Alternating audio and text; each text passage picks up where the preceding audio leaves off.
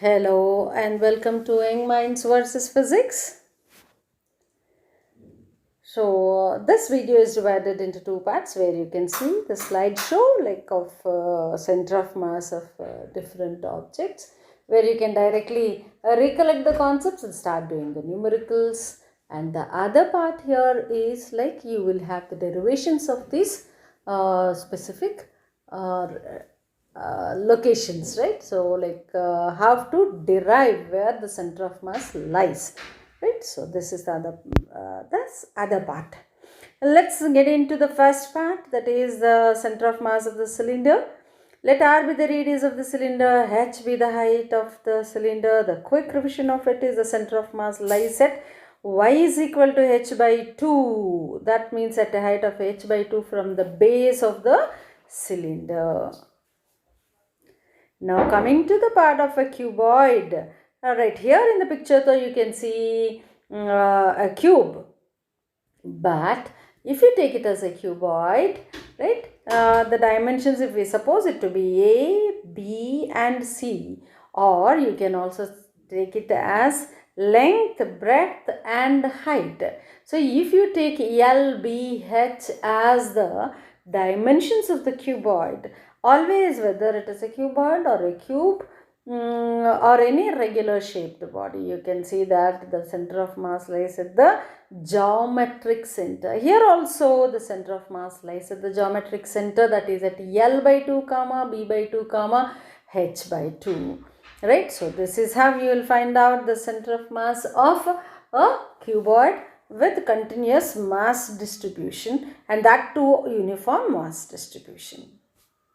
Now coming to hollow hemisphere, right? You know the difference between hollow and solid, right? Hollow hemisphere where there is no matter inside, but you have a layer of hemispherical surface.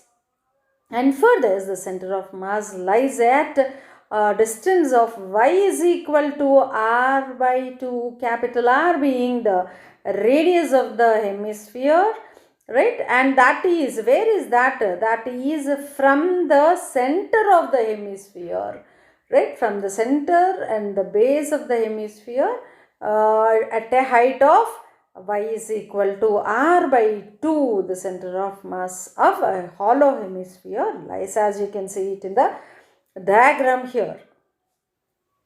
And center of mass of solid hemisphere, so this lies at the same, if you take the origin to be at the center of the hemisphere, then that means center of the sphere, what we call is center of the hemisphere, that is here center of the sphere. And from this you can see that and also its diameter is along the x-axis, right? So therefore you can see that y is equal to 3r by 8, at a distance of 3r by 8, or at a height of 3r by 8, the center of mass lies. Now what's the difference between the hollow hemisphere and the solid hemisphere? Hollow hemisphere, it is at a distance of r by 2 from the center of the hemisphere, and here it is at a distance of 3r by 8. Now coming to the part of solid cone. First part we will take solid cone. Solid cone, the center of mass lies at a height of h by 4, right? It is at a height of h by 4. I think like in the diagram what you can see is 1 by 4 times of h. That the meaning here is that you have to take it as 1/4 of h or h by 4. This is for solid cone. If it is hollow cone, right? Hollow cone matches with that of the triangle. So where does the center of mass lie at a triangle? That you have seen already in case of scalene triangle, right angle triangle, equilateral triangle, right? So in that video you have seen the derivation for this also, that the center of mass lies at a height of h by 3, right, from the base of the triangle. So that is what you have already seen. And here center of mass of hollow cone matches with that of the triangle, and when we take it to be thin hollow cone, automatically it can be like compared with the triangle almost, and therefore the center of mass lies. I am talking about the center of mass, not like geometrically cone and triangle are not equal, right? So center of mass lies at h by 3 distance from the base, or 2h by 3 distance from the apex, is it not? So here in case of solid cone, it is at h by 4 from the base of the cone, or from the apex of the cone it is 3h by 4 distance at.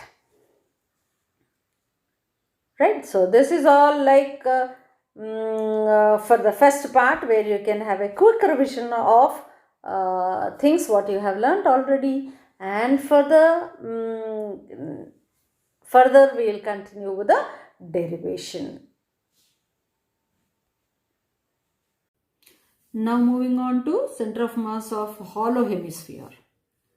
Okay, so what we have done in the earlier classes, in a similar manner we have to take that.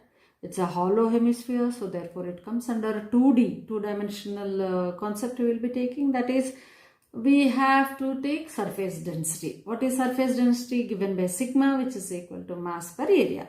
So now if I take a hemispherical hollow hemisphere, so then now I have to take the area of the hollow hemisphere, right? So area of the hollow hemisphere, what is area, is equal to like 2 pi r square is the area of the hollow hemisphere. So therefore the total mass of the hemisphere is m is equal to sigma into 2 pi r square. This is for the given hemisphere. Okay, so now when we wanted to find out the center of mass, it lies somewhere, because it is symmetrical about like y-axis, and here on the y-axis somewhere here the center of mass lies. As usual, we have YCM is equal to integral y dm divided by dm. Now let us imagine an element of mass dm, right? An element of mass dm from the origin, like at a distance of what do we say? Y, at a distance of y. That means this is how the element will be. Like it is something like a ring. It is something like a circular ring. Circular ring of what? Thickness dm. And from the principles of this triangle, you have this will become the arc dr. So therefore dr is equal to r d theta. And now if you see this one, this being this is the r value, right? So now therefore what is y is equal to? This is r, this is y, this is going to be y, right? The y, and you have the hypotenuse, and if this is theta, this is also going to be theta, this is going to be theta. So therefore y is opposite side. So therefore y is equal to r sin theta, isn't it? So you have the relations dr is equal to r d theta and y is equal to r sin theta. So therefore small r is equal to, what is small r here? What is small r? The small r is the radius of the given ring, whatever we have taken, or it is something like a rod which has been made into a circle, right? This is r, this is r, that means this is r, isn't it? This is r. When this is y, this is r, that means this is adjacent side to theta. Therefore this small r is r cos theta. So therefore small r is equal to r cos theta. Now substituting all these as we have done in the previous all cases, same straight away. Therefore I am like doing it very quickly, as you all know that, and this is a continuation video of like what we have already learnt. And therefore now YCM is equal to y into sigma dA, where dm is equal to sigma into dA. Right, sigma is a constant here. Now when coming to dA, what is dA? Right, what is dA? Area of this particular one, area of this particular ring. So therefore that means it is something like a ring of thickness again r d theta, is it not? If you are taking it to be dr, then it is r d theta is the thickness value, right? Now 2 pi r is the perimeter, right? So therefore this multiplied by the thickness gives you. So 2 pi r cos theta, 2 pi small r, 2 pi small r is perimeter, is it not, of this particular ring? What is the perimeter? 2 pi r into thickness 2 pi. Small r is r cos theta we got. Into thickness is what do we call as dr, which is r d theta, which is r d theta. So therefore you got area to be 2 pi r cos theta into r d theta. By integral dm we are taking it directly into capital M. It is up to you children. You can like whether substitute capital M here directly and then finally you take this M in terms of sigma and all that, or you continue like that and then finally you substitute and cancel. It's up to you. Right. So now what are the constant terms you have? Sigma is a constant because it is uniform mass distribution, whatever we have considered. If it is non-uniform mass distribution, then sigma is not a constant and thus it lies within the integration, and usually in the problems function of sigma will be given to you, right? So now here though it is constant, therefore take it out. So here 2 is also constant because I want to leave it as 2 sin theta cos theta so that it will become sin 2 theta. Hence I am leaving it inside, and then therefore here is pi is a constant, sigma is a constant. When it comes to capital R being the radius of the hemisphere is also a constant, therefore r cube. Right? So r into r into r. So r cube is taken out. Now what we are left is 2 sin theta cos theta d theta we are left with. And how is this one? So this one is starting something like from the base.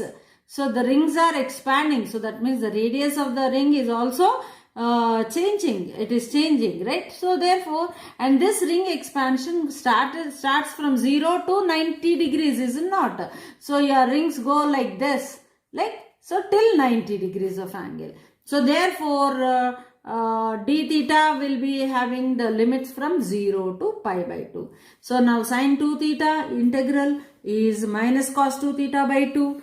Substituting the limits, you will get the whole factor to be equal to 1. And then on simplification, it is sigma pi r cube by m as usual. Now substituting m value. What is m value? The surface area of hemisphere, that is 2 pi r square, curved surface area, into sigma. So substituting that, sigma into 2 pi r square, and then you are left with r by 2. Okay, very simple. Already we have seen so many cases like how to imagine y, how to imagine dm and all that.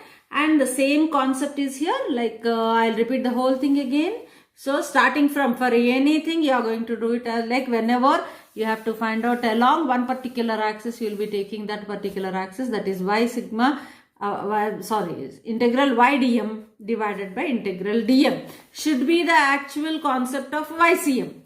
If it is xcm, sigma integral ax dm by integral dm.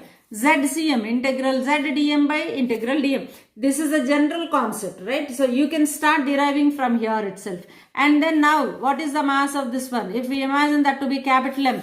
So capital M is equal to sigma into 2 pi r square. Done. We are done with this part. Now we wanted small dm. So to know dm value, we should know first of all what sort of the ring that you have cut as a small dm, a small element of this one, a small part of the, a small section of this hemisphere you have taken, where thickness being dr and the mass is dm and the radius is small r, where small r is equal to, from this triangle you can find out it is capital R cos theta. So therefore, now you know the area of this. What is the area of this? 2 pi r into thickness. 2 pi r into thickness.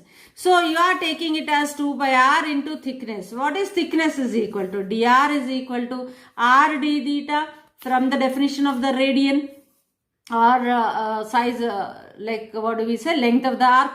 Either way you can say. Like now you have small r is equal to r cos theta also. Substituting that you will get 2 pi r cos theta into r d theta. Done. So now we know the dm value. This is dm value. This is totally dm value. Now we wanted to find out y value. What is y?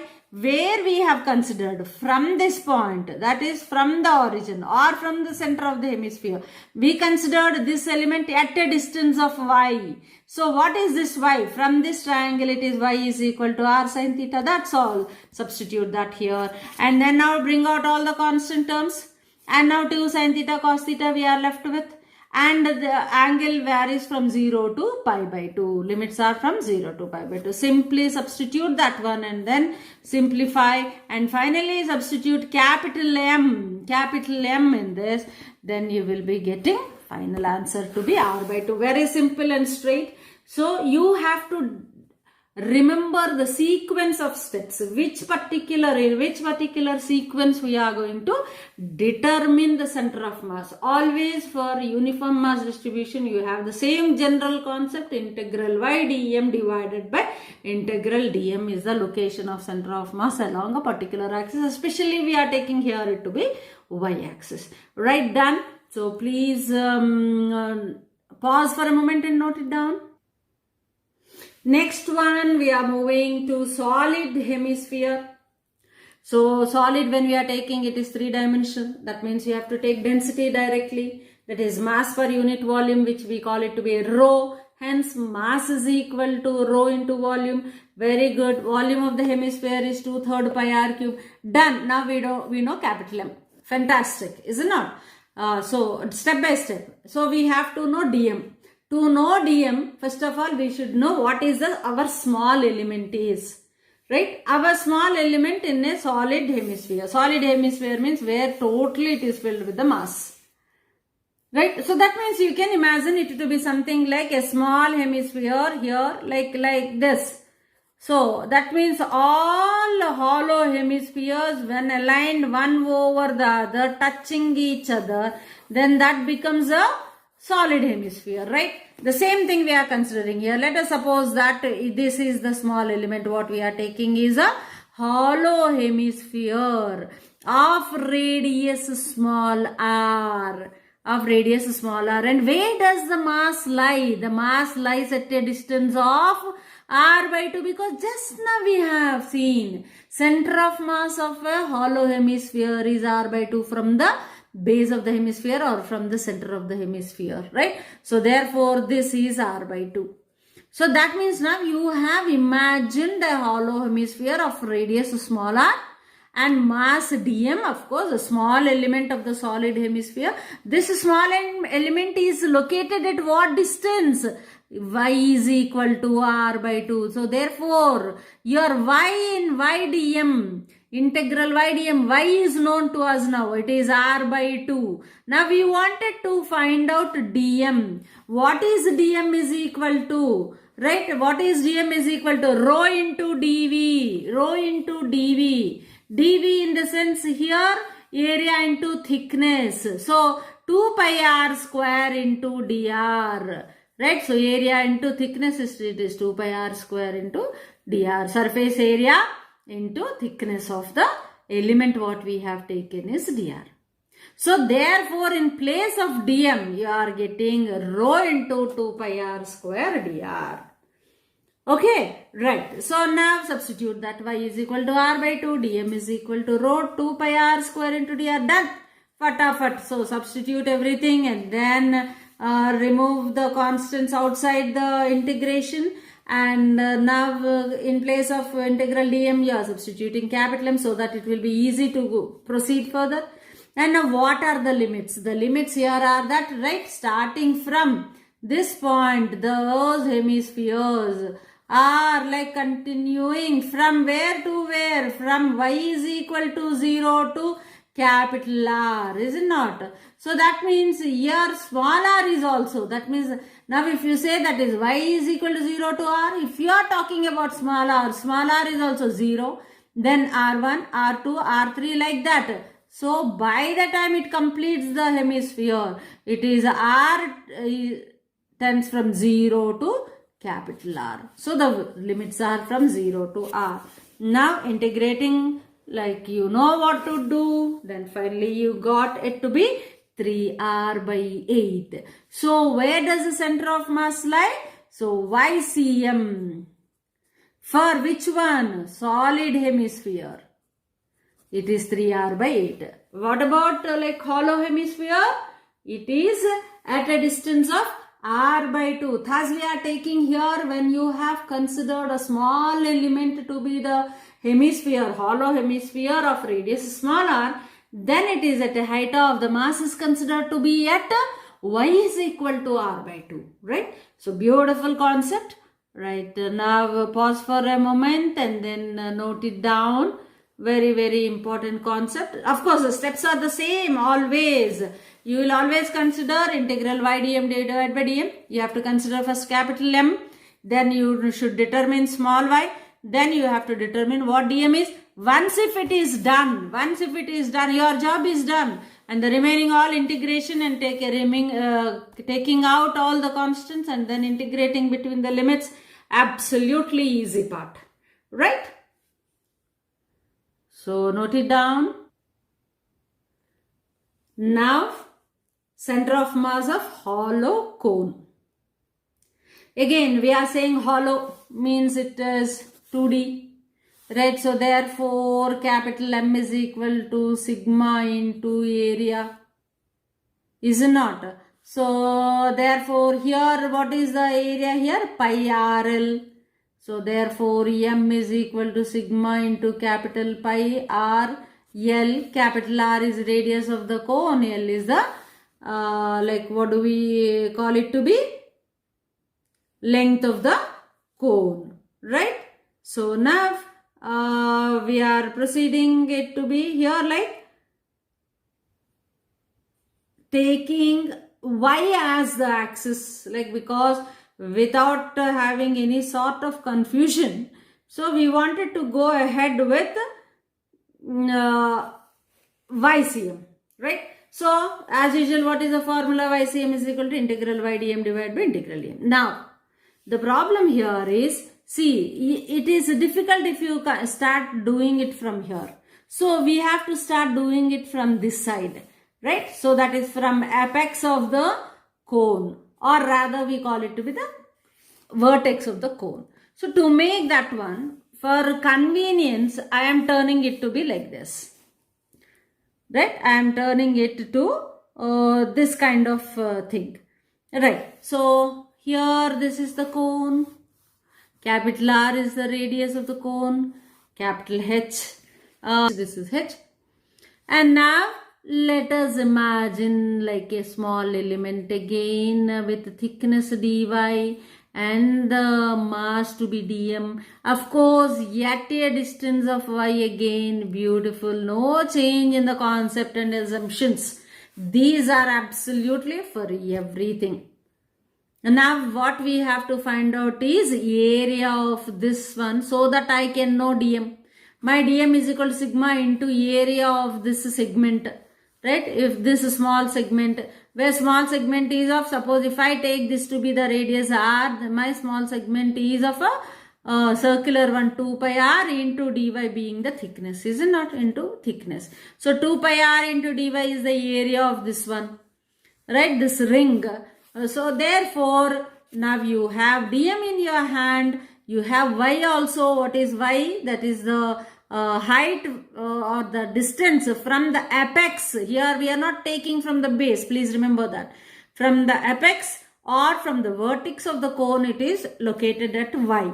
So substitute the same. What is the difficulty here? Nothing. YCM is equal to y into 2 pi r dy is dm. 2 pi r dy into sigma is dm. So now sigma is again constant. Okay. And then you can take it out. So therefore, here the integral dm you can do in the other way. Already I told you, like you can directly substitute this as capital M and finally you can substitute M value here, whatever you have taken. Or you can directly take dm here as well as here and then integrate. So since in the previous case we have taken only capital M, here I am showing you how you have to take dm as it is and then integrate the denominator and numerator and finally cancel all the constant terms, right? Okay, so we are seeing the other method also. So you can adopt either this method or you can directly substitute capital M and replace capital M at the end. Right, children? Clear? No issues? Yes. So now here what? 2 pi is a constant here. Here also 2 pi is constant.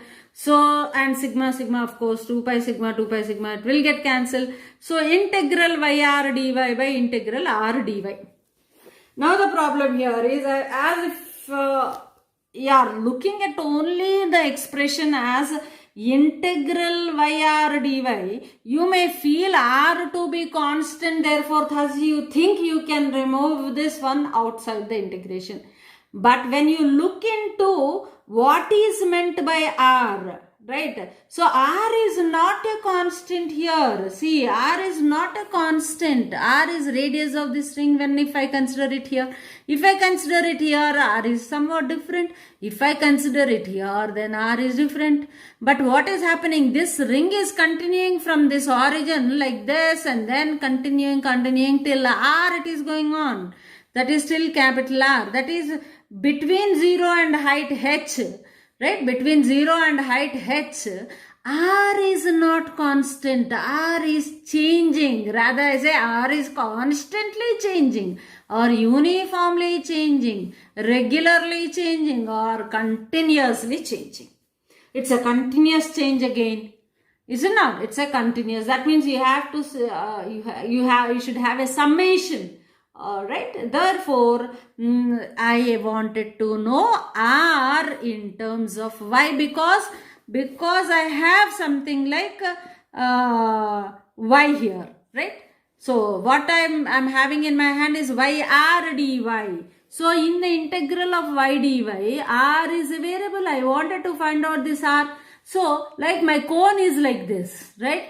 So, if I imagine this to be capital R, this to be small r, and this can be a bigger triangle, a triangle inside another triangle, and these two are parallel to each other. Therefore, from similarity of triangles, r by capital R is equal to y by capital H. Thus, I have r is equal to y r by capital H. Beautiful. So, using concept of similarity of triangles, already we did it in previous cases also. The same we are doing here. So, r is equal to yr by h. Thus, we have changed r, small r in terms of y like this. So, now again you have some constants in the numerator and denominator. Bring them out and then cancel them. You are left with 0 to h. That means this change is taking place from 0 to the height of the cone. So, taking the integral 0 to h. Then finding the integration and further simplification, you will be getting this to be 2h by 3. Can you see that one? R by h can here common, here also cancel. So y square dy integration, y cube by 3 between the limit 0 h cube by 3. So it is y dy integral is y square by 2 between the limit 0 and h square by 2. Right. So therefore here 2h by 3. So we are at, like, what is this one? This is y. Is it not? Like, rather what you say is ycm is equal to, that means where the center of mass is located from apex. This is from apex.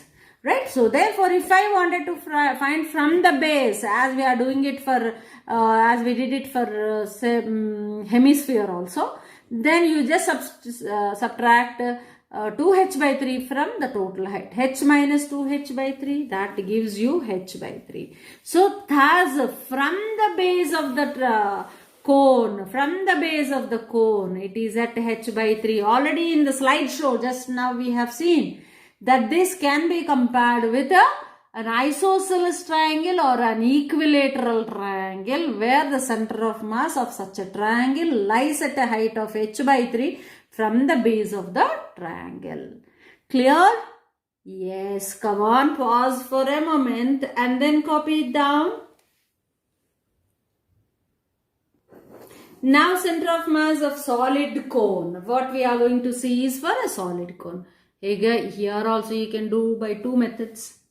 Right, so one is like taking putting one hollow cone, one over the other, right, and taking the mass of one cone to be dm and then locating its center of mass. That means where is that mass located? At a distance of y is equal to. Where is the hollow cone mass located? At a distance of h by 3. Just now we have seen. So therefore y is equal to h by 3. And now integral y dm divided by integral dm. That is one method. Okay, that we have seen it in case of solid hemisphere, right? From hollow hemisphere to solid hemisphere. Since we have seen that method there, I will give you another method here where the same concept can be done in like this, right? So if I say that it is a cone, right? So I have circular discs everywhere, right? Discs of increasing radius, right? Everywhere a circular disc of increasing radius is imagined here and thus forms a solid cone, is it not? Yes, I am using that concept here now, so that see students, whichever method, because there are different methods of finding center of mass. So some students might be familiar in doing with, like whenever you are going with a solid one, you can take it like multiple hollow things, put one over the other, will become a solid one. Or you can also take like what is the shape which is repeatedly changing or increasing in order to bring out the three-dimensional structure here. So this is the second method what I am going to use it here. So students who are familiar with any one particular method now can apply both the methods. Just by looking at this particular video, you can apply both the methods. You will become familiar with both the methods. Depending on the problem, whichever method you feel like applying, like in the problems, you can apply that method. Right. So now here I have considered again a dm and then again a dy. Right. Then what do we say? It is at a distance of y. So y dm is again we know y and then dm. So now coming to m is equal to, right, here it is a three-dimensional one and volume of the cone is 1/3 pi r square h and this is the density. Now small dm is equal to rho into pi r square dy. Why is this? Because this is of a circular disc, pi r square into thickness of the disc being dy. Right? So pi r square dy. Now I know dm. Now ycm is equal to integral y dm divided by integral dm. Right? In place of dm you can substitute pi r square dy into rho. Now I am using the first method again here, replacing capital M with the complete formula for pi by 3 r square h into rho. So can you see? Now I did it in three methods. One is just writing capital M here throughout the problem and finally substituting the value and then cancelling is one method. Second method, what I did is whatever dm you are taking here, integral dm, the same integral dm you are taking, you are integrating numerator and denominator and finally cancelling the constant terms, right? And the third one here is that directly writing the m value and then now proceeding ahead, right? So this is something like you need to write more and more here, always pi by 3 r square h. Only few things will be cancelled here. So it takes, it is something like time-taking process. That's all. Nothing is there.